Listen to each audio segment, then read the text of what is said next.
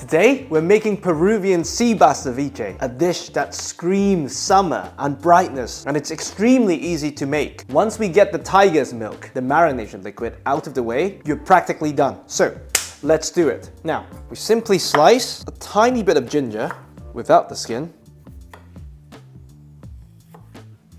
Take a decent sized clove of garlic.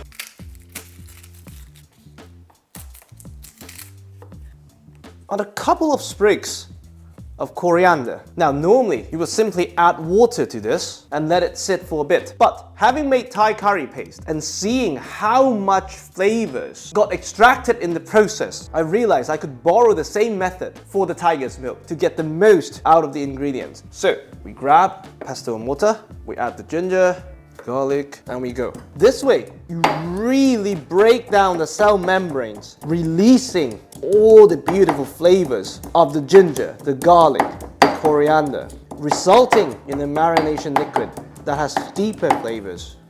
Add coriander. And at this point, we add a generous pinch of salt, A, to season the liquid, B, to provide more friction for the pesto and water. This is definitely not authentic, by the way, yeah? But it's effective. Now, once this is almost paste-like, we add the lime juice. Don't worry too much about pulp and seeds, because we're going to pass this whole thing through a sieve.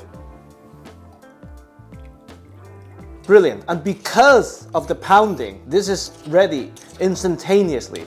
So, we grab our mixing bowl, grab a sieve, and we pass everything through.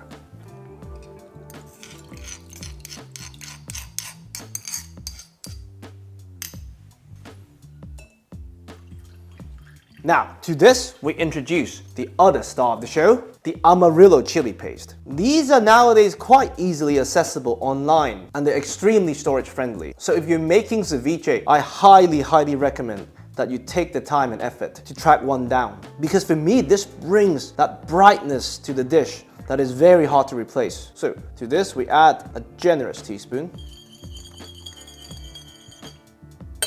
Taste, oh, brilliant. And this is ready for the sea bass. Now, for the sea bass, one thing I like to do, that is again, definitely not traditional, is to salt it quite generously before slicing and mixing. And this A, would season the sea bass, B, and more importantly, this would draw out a tiny bit of moisture from the sea bass. Of course, while I understand the definition of the tiger's milk is the emulsification of the two liquids, I often find by doing this step, you remove a tiny bit of excess moisture that would end up diluting the flavors, but not taking much away from the fish's ability to emulsify it with the sauce. We leave this on the side for just a couple of minutes while we prepare our garnish. Here we have a bowl of ice water, and we're simply gonna slice about a third of this red onion. And for this, you want quite thin. And because for the ceviche, you want everything to be bite-sized, so I like to just cut them in half so you don't get an annoying piece. Now, they go into the ice water just to remove a bit of their harshness. Now, for an extra kick and some brightness, we slice a bit of habaneros. If you have the Peruvian variation, great. If not, the regular one would do.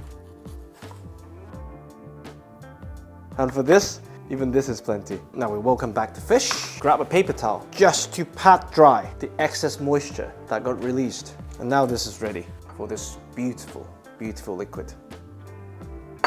Now for the sea bass, you don't want to go sashimi thin. You want to give each slice enough size to have a gradient in terms of how cooked they become. So I tend to go on the thicker side, like this.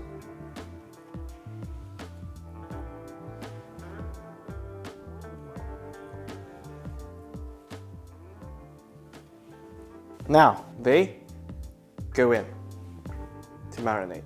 How long you want to marinate them? Of course, it's a personal preference. For me, the closest analogy of my preference is that I treat Peruvian ceviche like a steak. Do you want your steak raw, medium rare, or well done? I prefer medium rare, meaning I want the acid to fully cook the outside of the steak, but leaving a pink middle with a gradient of firmness so that I could enjoy the different textures and doneness of the sea bass. So for me, the sweet spot is 10 minutes. I'll see you then. Alright, we're about T-3, so we can start adding the other ingredients to the bowl. First up, I've drained our bite-sized red onion strips, so they can go in. That's plenty. The sliced habaneros. And we slice a bit more coriander just to reinforce beautiful flavor profile. That's plenty. And now, for this flavor profile, I often find that it requires a tiny bit of sweetness just to balance the acidity and round everything up together. And this is coming from someone who often likes to skip sugar in most recipes. So the choice of ingredient is really up to you. For me, I really like to use dried fruits like figs, or today we have some prunes, and we slice them into very tiny pieces so that they are barely detectable in the final product, but just enough to provide that balance that the dish needs. So just this much is plenty. Taste. Oh, it's perfect. Now, we can plate. By the way, don't be afraid to go above the 10-minute mark. For me, you can easily keep it for up to 30 minutes. So don't stress yourself too much. Very carefully. Ceviche. Just a perfect texture. Brilliant. And that's Peruvian sea bass ceviche my way. I really hope you enjoy. Beautiful timing.